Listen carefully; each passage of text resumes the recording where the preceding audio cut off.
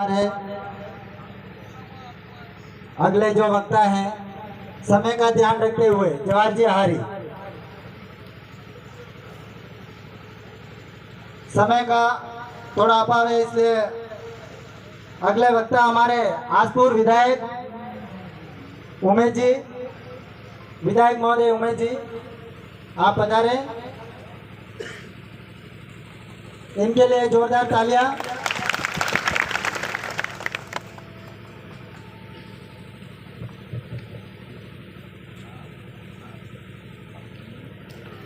सबको जय जवाहर, जय जवाहर।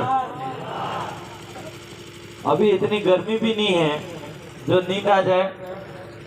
तो एक बार मैं नारा बोलूंगा तो आपको सबको इस पंडाल में, पंडाल पूरा हिल जाए इतना जोर से बोलना है। जय जवाहर का नारा है, अरे आवाज दो, हम लड़ेंगे। खूब खूब धन्यवाद। हम लड़ेंगे, हम जीतेंगे, हम सब एक है, यही इस नारे से संदेश देना चाह रहा था मैं।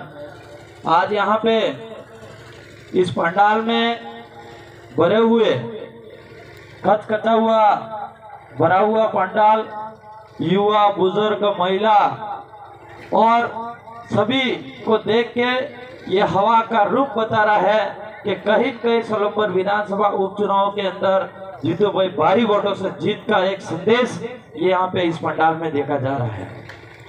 आज हम लोग भी लगातार 9 से 10 दिन यहाँ पे लगे हुए हैं, मेहनत कर रहे हैं। मेरे विधानसभा की भी पूरी टीम लगी हुई है। यहाँ पे 2 से 3 गाड़ियां यहाँ पे लगी हुई है, अलग अलग मंडल में काम कर रहे हैं और यहाँ पे भी मौजूद भी है।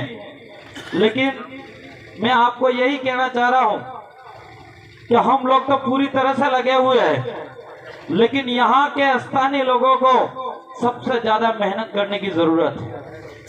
आज मैं कुछ बातें करना चाहूंगा कि ये सोलंबर का जो चुनाव होना चाह रहा है वो उपचुनाव आपके अपने विधानसभा का होना चाह रहा है। ये चुनाव इस सोलंबर विधानसभा का जो शिक्षा में गिरा हुई शिक्षा है इस एरिया के अंदर, स्कूलों में स्टाफ नहीं है तो स्टाफ फुल करने के लिए ये चुनाव है। हमारे इस एरिया के अंदर सोलंबर विधानसभा के अंदर पानी की सुविधा नहीं है तो ये पानी की सुविधा कराने के लिए ये चुनाव है।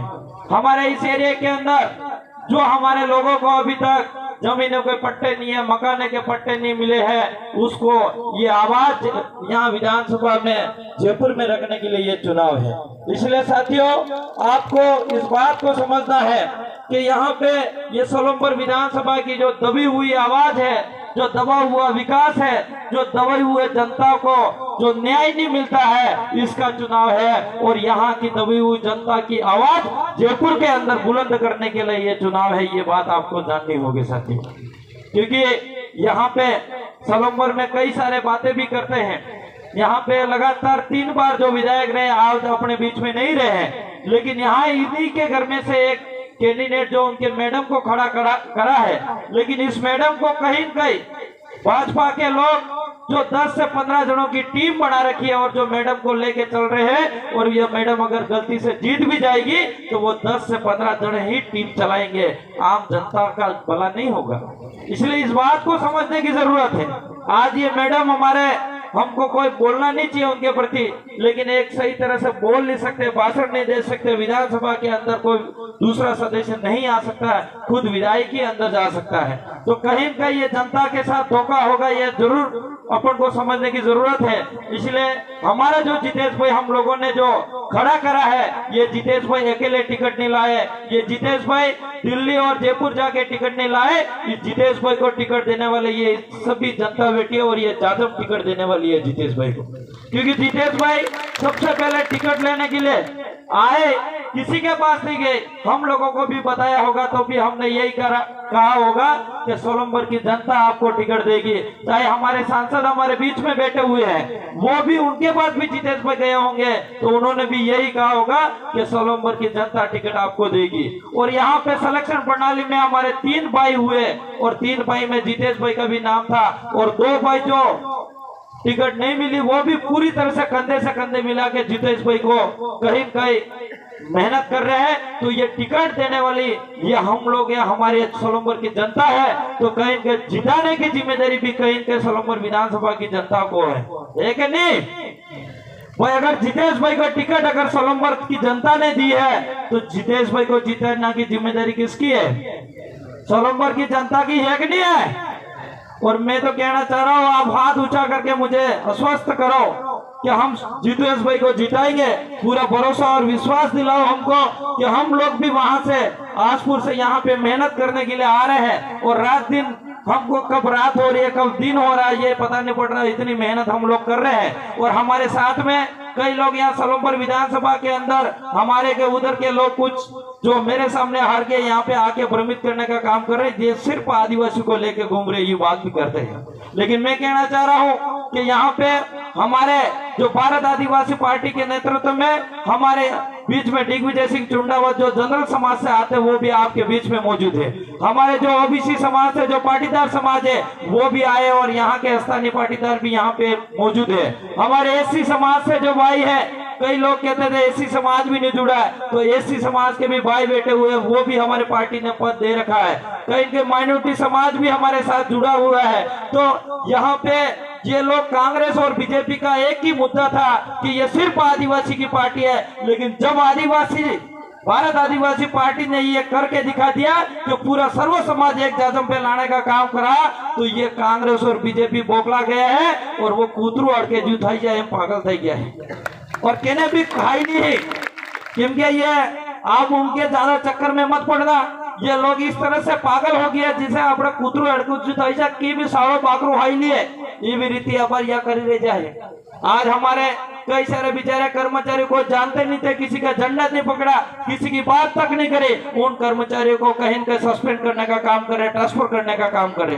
कई सारे हमारे बुजुर्ग बेचारे परेशान करने का काम कर रहे, जो दारू नहीं पीता है उसको भी जबरदस्ती दारू पिला के पागल करने का काम कर रहे। इसलिए मैं तो आपको यही कह रहा हूँ कि हम लोगों को ये सोलंबर विधानसभा में एक परिवर्तन करने का मौका मिला है। अगर दारू दे दे तो ले लेना, लेकिन पीना मत, पीना तो 13 तारीख के बाद पीना, ये मैं आपको कहना चाह रहा हूँ। अगर कोई बोकड़ा नहीं मीट आले तो बोकड़ा नहीं मीट नहीं जू हमारा पूरा बोकड़ो जू एम के क्योंकि बोकड़ा नहीं मीट नहीं आलेगा, कई ये नील गए ये भोंडलो होंडले है, ये मारिन खड़ा देंगे, ये लोग कभी खुद जहर भी खिला सकते हैं। इसलिए मैं तो ये कहना चाह रहा हूँ कि अगर कोई कांग्रेस बीजेपी का आए तो देसी मुर्गा चाहिएगा, देसी बकरा चाहिएगी, तब जाके बात करेगा। तो इतने बकरे ला भी नहीं पाएंगे और देसी मुर्गे ला भी नहीं पाएंगे, क्योंकि ये उन लोगों ने 70-75 साल से हम लोगों को जो सफेद मुर्गे है ये खिलाने का काम करा।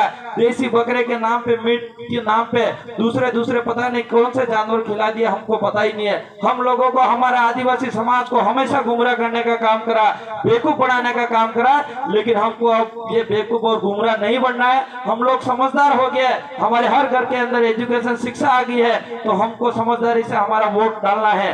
ये वोट अभी मेरे से पहले पूर्व वक्ता कुछ बता रहे थे, मैं देसी भाषा में बताना चाहूंगा कि कोई भी बकरे की और कुकड़े की ऐसी बटकी नहीं है जो आज खाई तो 5 साल तक पेट मास रहे हुए है। कोई ऐसी बोकड़ा नहीं मीट है जो एक बटकी आज खाती तो 5 साल तक उजरा मुस रहे हुए बटकी है, वो नहीं है बटकी। ऐसा कोई दारू का बोतल नहीं है जो आज पिया तो 5 साल तक नशा रहे, ऐसा कोई बोतल नहीं बना हुआ है। तो मैं तो ये चाह रहा हूँ कि एक वोट की कीमत समझना। अगर एक वोट आपने सही जगह जितेश भाई को दिया तो यही वोट 4 साल तक आपके सड़कों पे काम कराएगा, यही वोट एक शिक्षा पे काम कराएगा, यही वोट एक बिजली के लिए काम करेगा, यही वोट अपनी समाज की आवाज को बुलंद करेगा, दबी हुई आवाज को बुलंद करने का काम करेंगे। ये वोट की एक पावर है। इसलिए सभी साथियों से, मेरे युवा साथियों, बुजुर्गों, माता बहनों से सबसे ये निवेदन करना चाहूंगा कि हमारे जितेश भाई को जिताने की जिम्मेदारी हम सबको मिलकर है। जितेश भाई एक वोट से जितेश भाई कभी नहीं जीत सकते हैं। जितेश भाई को जिताने के लिए कहीं न कहीं हम लोगों को रात दिन मेहनत करनी पड़ेगी।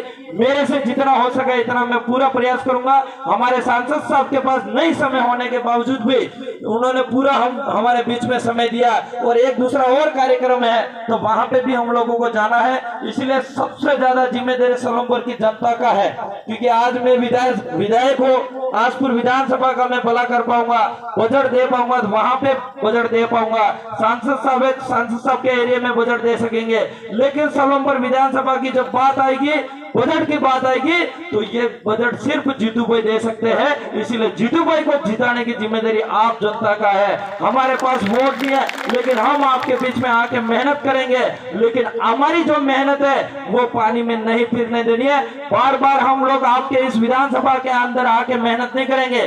पहली बार आपको मौका मिला है, पहली बार आपको इतना आशीर्वाद मिल रहा है पूरी जनता के। बाहर के हम लोग जैसे भी बाई इलेक्शन चुनाव में आपके बीच में आके प्रचार कर रहे हैं, 2028 के अंदर वापिस चुनाव आएंगे, उस समय हमारी विधानसभा संभाल के बैठेंगे, आपके यहाँ पे आएंगे नहीं हम।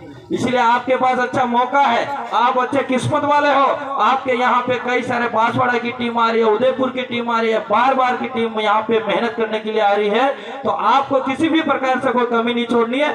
मैं तो ये कह रहा हूँ कि यहाँ पे जितने भी ओबीसी के गांव है, मेरे पाटीदार समाज की पूरी टीम है, उस टीम को भी मैं पूरी तरह से लगा दूंगा। और उन्होंने भी आश्वस्त कर दिया कि हमारे ये सलमपुर विधानसभा में जितनी भी रिश्तेदारी है, गांव गांव घूमेंगे, घर घर चाय पियेंगे, लेकिन जितेश भाई को जिता के छोड़ेंगे। ये भी पाटीदार समाज ने ऐलान कर दिया। इससे बड़ा आपको क्या चाहिए? आपको एसी समाज पूरी तरह से टीम लगा के, हमारे जो राजपूत समाज से भाई दिग्विजय सिंह चुनाव सबसे बड़ा नाम है, वो आपके बीच में आगे रात दिन मेहनत कर रहे हैं। इससे बड़ा आपको क्या चाहिए? इसलिए मैं तो आपको यही कह रहा हूँ कि जो हमारा आदिवासी का समाज का वोट है, वो वोट एक भी बिगड़ना नहीं चाहिए। एक एक वोट हमारे लिए कीमती है, और हम लोगों को डोर टू डोर घूमना, घर घर जाके प्रचार करना है। और कई लोग कई गांवों के अंदर ओगना रही भी खरा भाषा, ओगना हम सब नहीं, हम लोग जे मेरे माता बहने अच्छी ओगना समझी सके। આપણે એક ખુગડું રે, એક થોડે આપણે દેશી ભાષામાં બોલવા ચાહુંગા હું કે આપણે ઉકળો રે, ઉકળામાં કેટલો બી ખાડી નાખો સોકા તો ઓગણા રહી જ છે, और ओगणा रही છે એવા રહી છે, પછી પાછા હુગડા ઝપટી નો તે બી ઓગણા રહીશ કરાય બી। અને આપુટી સુલો હે, સુલા માથે તપીલામ સોકા તો પાછા સુલા माथे मेला कटली भी आग दई थी, पेला ओगणा हीदे खरो नी हीदे वो ओगणो। અને આપુટી वो थाली में सोका काढ़ी थी, फिर भी ओगणो रही છે આમાં। वो ओगणो गलती थी कि बोड़ा में आवी गयो तो वो ओगणो दांत में आवी जाता, मां पेट में नहीं उतरे, वो ओगणो काढ़ी दड़ो पड़े, दड़ो पड़े कि नहीं दड़ो पड़े। तो एवा घना खरा कांग्रेस बीजेपी ना ओगणा वे जे आपणे समाज ने वगाड़वानो काम करेंगा, तो वणे भी तमे हत्ता गाम वाला भेगा थईने वड़ा ओगणा घेर थशो और कहेशो कि एलको समाज नो वारो आपजो भाई वगाड़वानो काम करे कि नहीं। जीतूभाई पेलका पर हरी गया था, एलके जीतूभाई वारो है, जीतवानो वारो है, तो कोई नहीं कांग्रेस बीजेपी वाला कने जतरो खाव पड़े એટલું ખાઈ નાખ, लेकिन एलको આપણો वारो है न वगाड़ो करे कि नहीं। એટલું भी हर घेर ओगणा घेर जईने भी कहेवुं पड़ेगा, आपणे कहेवुं पड़े कि नहीं कहेवुं पड़े। न तो पता पेला ओगणा अगर एम सोची लीधो न तमे हारकी कही दीधो तारे एक वोट थी कि मार कई फरक नहीं पड़े, एवा 10 टकने कही दीधु तमे कई फरक नहीं पड़े, तो पेला 10 ओगणा थाई ने पूरा 100 वोट वगाड़ी आली आपने, वगाड़े कि नहीं वगाड़े से। इसलिए ओगणों को भी हमको हल्के में नहीं लेना है। जो कांग्रेस और बीजेपी के जी भी ये जणी भी झंडा उठावी भी लीधा है, वणी भी प्यार तक हम दौड़ो आपने एक न एक परिवर्तन करवानो वारो अब जो है। आज बाहर की टीम पूरी तरह से यहाँ पे दिल से मेहनत कर रही है, तो हम लोगों को भी मेहनत करने और जिताना है।